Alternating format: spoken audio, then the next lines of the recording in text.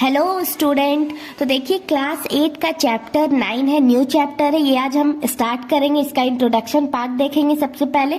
तो देखिए chapter name है अलजेब्रिक एक्सप्रेशंस एंड आइडेंटिटीज, ठीक है। इसका इंट्रोडक्शन पार्ट देखेंगे, ठीक है। तो इसका इंट्रोडक्शन पार्ट में सबसे पहले हम क्या क्लियर करेंगे, एक्सप्रेशन क्या होता है वो देखिए। तो देखिए एक्सप्रेशन मतलब क्या होता है, जैसे कि मान लीजिए कोई नंबर है x+2, ठीक है। तो ये जो x हुआ ये हो गया वेरिएबल, ठीक है, और ये 2 हो गया कांस्टेंट, इसे हम कांस्टेंट बोलेंगे, ठीक है। ये x हो गया वेरिएबल और 2 हो गया कांस्टेंट। उसी तरह देखिए हम ऐसे भी समझ सकते हैं कि x² है, हो गया वेरिएबल x है, या फिर ऐसे समझ लीजिए 2xy+4, ठीक है। तो ये जो x y है ये क्या है, वेरिएबल, और 2 और 4 क्या है, कांस्टेंट। तो वेरिएबल मतलब कि उसका मतलब चेंज हो सकता है, जैसे कि x का वैल्यू चेंज हो सकता है, तो वो हो गया वेरिएबल, और जो नंबर होता है वो क्या होता है, कांस्टेंट। जैसे कि इसमें देखिए 2 क्या है, कांस्टेंट, 4 क्या है, कांस्टेंट, और x y है वेरिएबल, और ये x² है वेरिएबल, ठीक है। तो चलिए अब हम देखते हैं इक्वेशन क्या होता है। तो देखिए इक्वेशन, तो चलिए समझिए इक्वेशन का मतलब क्या होता है। तो देखिए कोई नंबर है x+2 इज इक्वल टू 3, ठीक है। तो ये जो इज इक्वल टू का साइन हुआ ये क्या हो गया, इक्वलिटी, ठीक है। और ये जो पूरा हो गया ये क्या हो गया, एक इक्वेशन हो गया, ये एक हो गया इक्वेशन, ठीक है। तो देखिए इक्वेशन और एक्सप्रेशन में क्या डिफरेंस है, जैसे कि ये हो गया वेरिएबल, ये हो गया कांस्टेंट, जो नंबर है वो कांस्टेंट हो गया, और ये x y z जो भी होता है ये सब क्या हो जाते हैं, वेरिएबल। और उसी तरह इक्वेशन के बारे में समझेंगे तो जो इज इक्वल टू लग गया वो क्या हो जाएगा, इक्वलिटी का साइन, और ये जो पूरा हम लेंगे ये क्या हो जाएगा, एक इक्वेशन। जैसे कि देखिए ये x² ये क्या है, एक एक्सप्रेशन है, लेकिन उसी तरह हम समझेंगे x² इज इक्वल टू 1, ये क्या हो गया, ये एक हो गया इक्वेशन, ये एक हो गया इक्वेशन। तो आई होप आपको एक्सप्रेशन और इक्वेशन अच्छे से क्लियर हो गया होगा। तो चलिए अब हम देखते हैं नेक्स्ट। तो देखिए अब हम समझते हैं टर्म्स, फैक्टर्स और कोफिशिएंट के बारे में, ठीक है। तो सबसे पहले तो डेफिनेशन देखिए, टर्म्स का डेफिनेशन। तो देखिए टर्म्स क्या क्या हो जाएगा, the terms are added to form expression.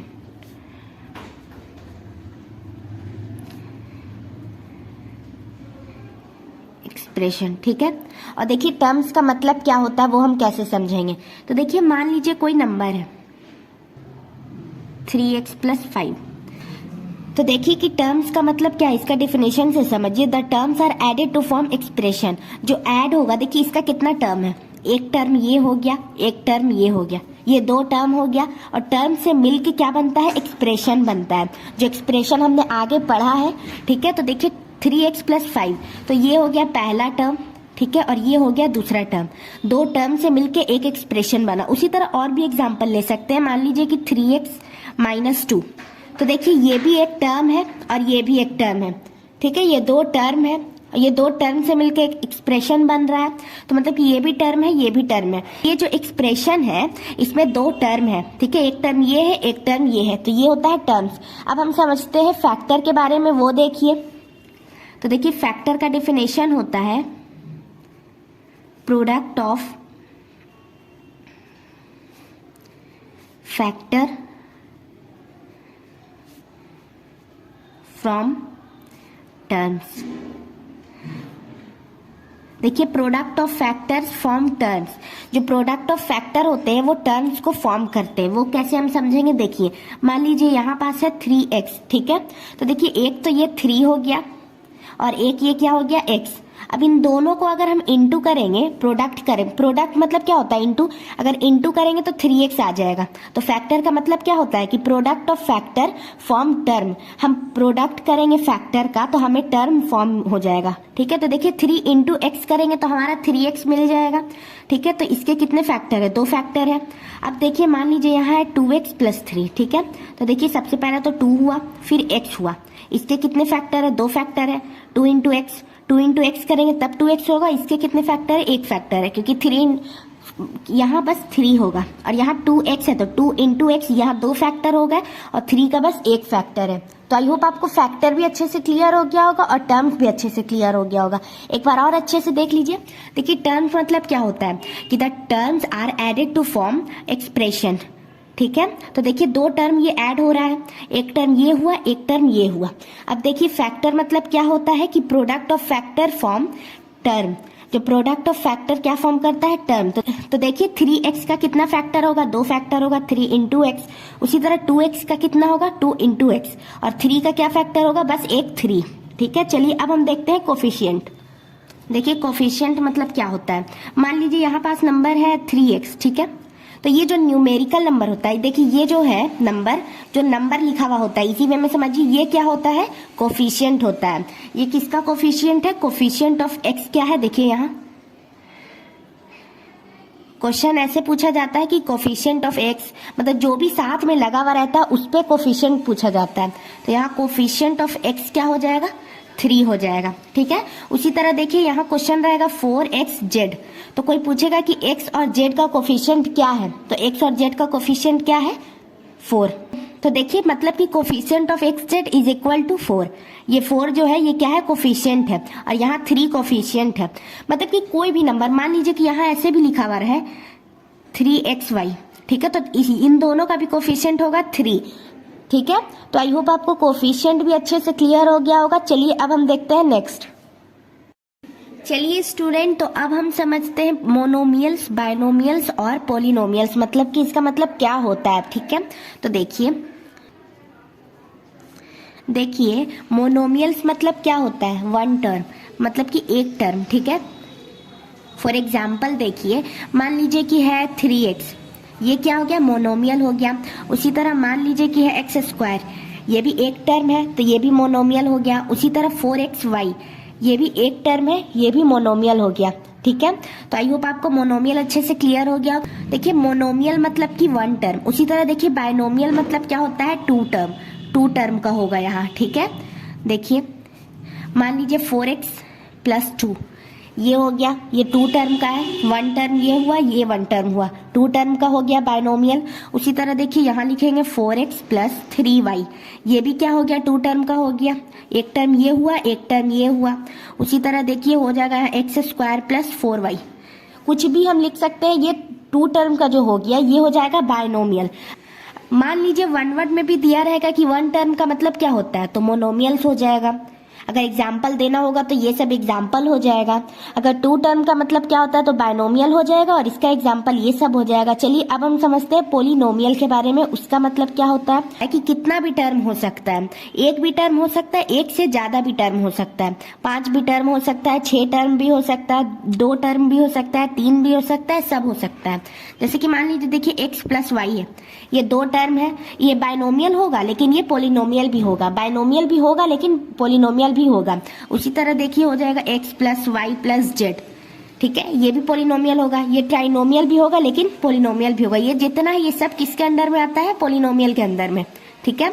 तो देखिए यहाँ अगर मान लीजिए a + b + c + d, ये 4 है, ये 4 टर्म है, लेकिन ये किस में होगा, पॉलिनोमियल में हो जाएगा। इसी तरह यहाँ अगर 5 टर्म भी होगा वो भी क्या कहलाएगा, पॉलिनोमियल। तो आई होप आपको ये तीनों भी अच्छे से क्लियर हो गया होगा। चलिए अब देखते हैं नेक्स्ट। चलिए स्टूडेंट, तो अब हम समझते हैं लाइक एंड अनलाइक टर्म्स, मतलब कि इन दोनों का मतलब क्या होता है, ठीक है। तो देखिए लाइक टर्म मतलब क्या होता है, सबसे पहले लाइक टर्म देखेंगे।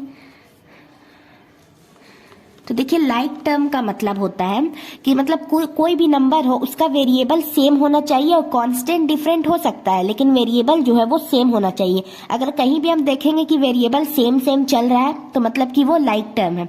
कैसे होगा, देखिए मान लीजिए 2x है, 3x है, 4x है, उसी तरह 100x है, -50x है। मतलब कि देखिए कोई भी नंबर है, मतलब कोई भी नंबर है लेकिन इसका जो वेरिएबल है वो सेम है, ठीक है। और वेरिएबल सेम होना चाहिए और जो नंबर है वो और देखिए वेरिएबल सेम होना चाहिए और कांस्टेंट डिफरेंट है उससे कोई दिक्कत नहीं है, लेकिन जो वेरिएबल है वो सेम होना चाहिए, तभी हम बोलेंगे कि ये लाइक टर्म है, ठीक है। उसी तरह मान लीजिए कि है यहाँ 2y + 4y -50y 20y, कुछ भी है। लेकिन जो इसका वेरिएबल है, देखिए यहाँ y होगा, लेकिन जो इसका वेरिएबल है वो क्या है, सेम है। तो मतलब कि क्या है, ये लाइक टर्म है। ठीक है, तो आई होप आपको लाइक टर्म अच्छे से क्लियर हो गया होगा। ऐसे भी हो सकता है 4xy 20xy माइनस 20xy। तो देखिए इसमें भी क्या है, वेरिएबल सेम है, xy xy xy, तीनों में वेरिएबल सेम है। तो मतलब क्या है, ये भी लाइक टर्म है। आई होप आपको लाइक टर्म अच्छे से क्लियर हो गया होगा कि वेरिएबल सेम होना चाहिए, कांस्टेंट डिफरेंट हो सकता है। उसी तरह अनलाइक टर्म देखिए, अनलाइक टर्म। ठीक है, तो देखिए अनलाइक टर्म का मतलब क्या होता है, मान लीजिए है 4x 2y। ठीक है, तो देखिए ये अनलाइक टर्म हो गया क्योंकि यहाँ x है वेरिएबल और यहाँ क्या है वेरिएबल y है, तो ये दोनों तो डिफरेंट हो गया, इसलिए ये क्या हो जाएगा, अनलाइक हो जाएगा। उसी तरह मान लीजिए यहाँ 4xy है और यहाँ 2x है, ये भी वेरिएबल, ये भी अनलाइक हो जाएगा क्योंकि इसमें भी वेरिएबल डिफरेंट है।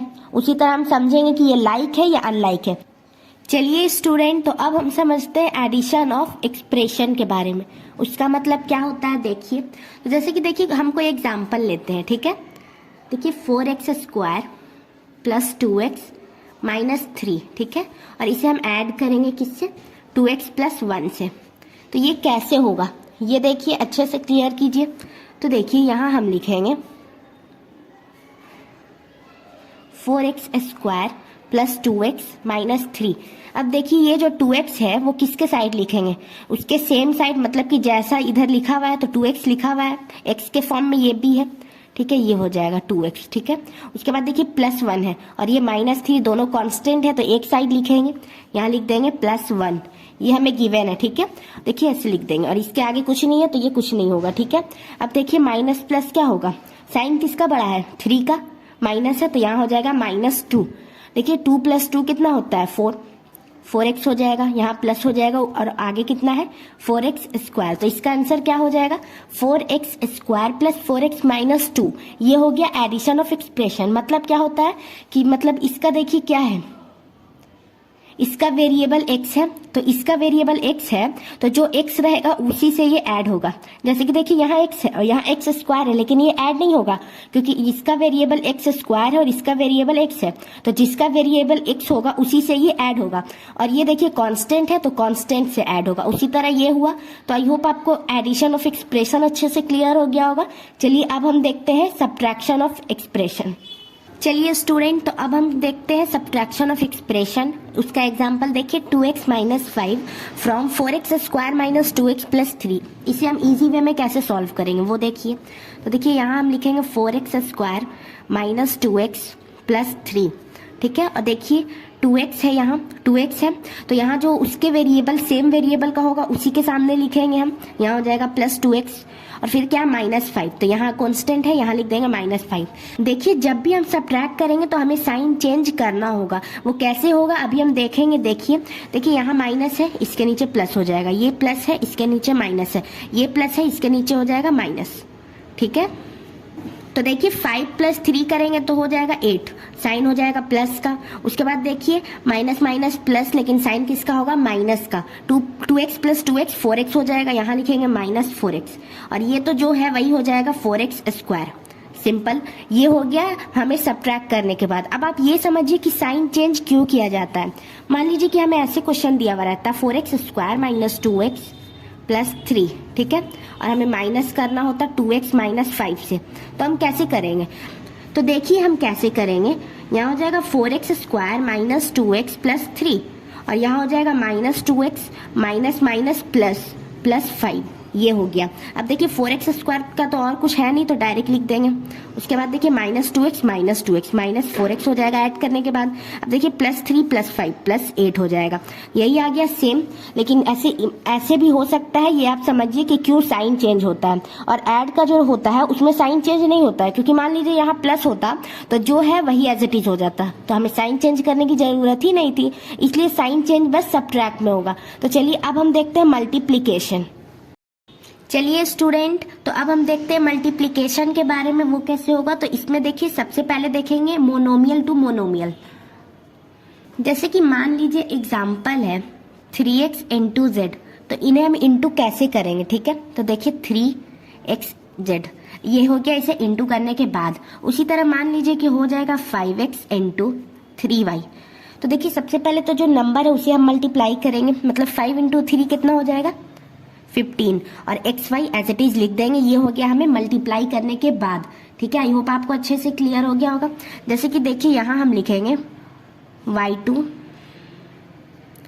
इंटू वाई, इसे हम इंटू करेंगे तो ये कैसे हो जाएगा, तो देखिए y तो है वो y एज इट इज हो जाएगा, और जो इसके ऊपर पावर है इंटू में पावर ऐड होता है 2, और इसका पावर कितना है 1, तो 2 + 1 कितना हो जाएगा 3। ये हो जाएगा इसे इंटू करने के बाद। और ये आप याद रखिएगा कि जब बेस सेम होगा तो जो पावर है वो ऐड होता है, इंटू में पावर ऐड होता है और डिवाइड में सबट्रैक्ट होता है। उसी तरह मान लीजिए यहाँ दिया हुआ रहता x का पावर 4 बाई x का पावर 3, तब कैसे होता, देखिए यहाँ हो जाएगा x 4 - 3 होता, तो कितना आता x का पावर 1, जिसे हम x भी लिख सकते हैं। तो देखिए ये हमें मिलता है डिवाइड करने के बाद x। ठीक है, उसी तरह देखिए यहाँ हो जाएगा 3xyz। ठीक है, और इंटू करेंगे हम 4x से, तो कैसे हो जाएगा 3 इंटू 4 करेंगे तो कितना होगा 12, और x का पावर 1 यहाँ है 1 यहाँ है, तो कितना हो जाएगा x का पावर 2, और yz एज इट इज हो जाएगा। उसी तरह देखिए यहाँ हो जाएगा 4xy। ठीक है, और हम इंटू करेंगे यहाँ 5xz, तब कैसे हो जाएगा 4 इंटू 5 करेंगे 20, x का पावर 1 + 1 कितना हो जाएगा x का पावर 2, और yz ये आ गया हमारा इंटू करने के बाद। तो आई होप आपको अच्छे से क्लियर हो गया होगा मोनोमियल टू मोनोमियल। चलिए अब हम देखते हैं मोनोमियल टू बायनोमियल। तो देखिए स्टूडेंट, मोनोमियल टू बायनोमियल, इसका एग्जांपल है 2x इंटू 2x + 3। इसे हम 2x से इन दोनों में इंटू करेंगे, वो कैसे हो जाएगा देखिए हो जाएगा 2x इंटू 2x। पहले तो 2x से इसमें इंटू करेंगे, फिर प्लस का साइन आ जाएगा बीच में, और फिर इसी से इसमें इंटू करेंगे, मतलब कि 2x इंटू 3 कैसे हो जाएगा, देखिए 2x into 2x 4x power 1 1 2 हो जाता। ठीक है, उसी में तरह देखिए प्लस हो जाएगा 2x इंटू 3 3 इंटू 2 करेंगे 6 हो जाएगा, और x बस एक टाइम है, तो देखिए बस x है तो यहाँ हो जाएगा x, मतलब कि 4x² + 6x ये हो जाता। उसी तरह देखिए यहाँ हो जाएगा 3y इंटू करेंगे हम 2x + 1 से, तो कैसे होगा, देखिए यहाँ हो जाएगा 3y इंटू 2x, और प्लस कर देंगे 3y इंटू 1। ठीक है, एक बार 3y को इंटू करेंगे 2x से, और एक बार करेंगे 3y को 1 से, तो 3 इंटू 2 करेंगे सबसे पहले 6 हो जाएगा, और फिर xy है xy लिख देंगे। ठीक है, x भी एक टाइम है y भी एक टाइम है, यहाँ प्लस हो जाएगा। अब देखिए 3 × 1 = 3, और बस y है बस y लिख देंगे। ये हो गया इसे इंटू करने के बाद। तो आई होप आपको मोनोमियल टू बायनोमियल भी अच्छे से क्लियर हो गया होगा। चलिए अब हम देखते हैं बायनोमियल टू बायनोमियल।